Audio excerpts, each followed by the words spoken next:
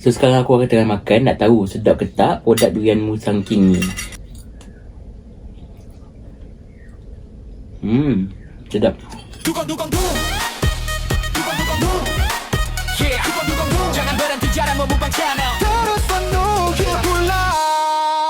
Assalamualaikum. Hi guys, welcome back to Muan Mukbang Channel. Dung. So siapa je baru tengok video aku ni, kalau boleh aku minta korang like video aku, subscribe video aku and share video aku ni pada orang lain. Kalau boleh belah YouTube aku ni sampai mana? Sampai menuju bulan. So hari ni aku nak makan apa? Hari ni aku nak makan ni dia produk Nuna, iaitu bihun goreng perisa durian Musang King. Sebelum ni korang ingat tak aku pernah makan yang Maggi seger durian Musang King? Ni dia. Kali ni kita nak try pula yang ini. Kita nak try produk Nuna bihun goreng tau. Perisa Musang King. So produk Nuna ni ada banyak jenis, ada banyak perisa lah.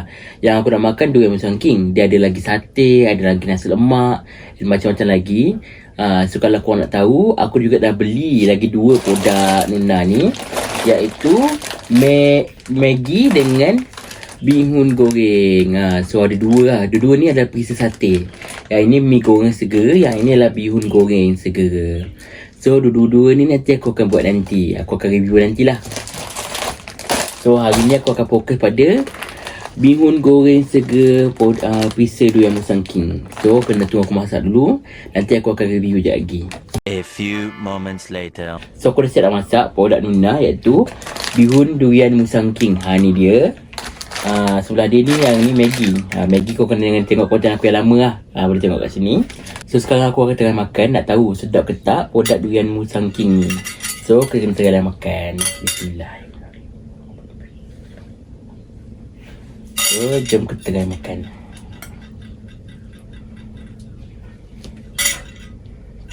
Okay, warna kuning bau durian sangat kuat. Bismillah.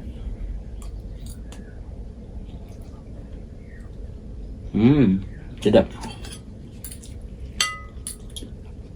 Saya cakap tekstur pun okey. Tekstur dia, mi dia kenyal-kenyal sikit, yang tebal bagi aku, tak macam bihun biasa.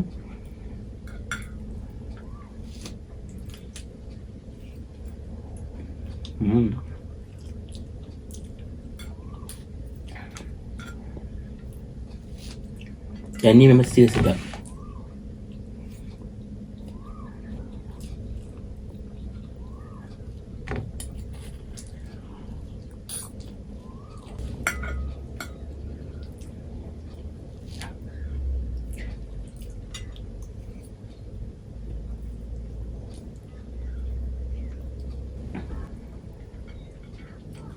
Jom guys, mi dia banyak.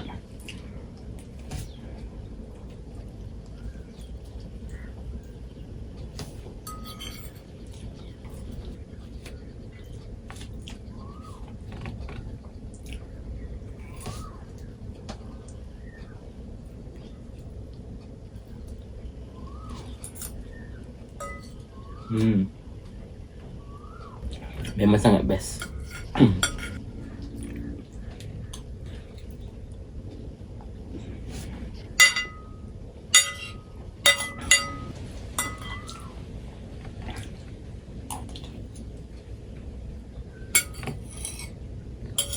Dah habis aku makan produk Nuna yang kali ni memang sangat sedap.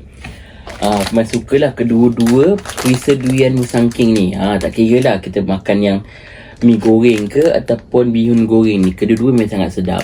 So kalau korang nak beli ni susah sikit sebab dia tak dekat beg kuning dekat TikTok. So dia akan ada jual dekat Lotus.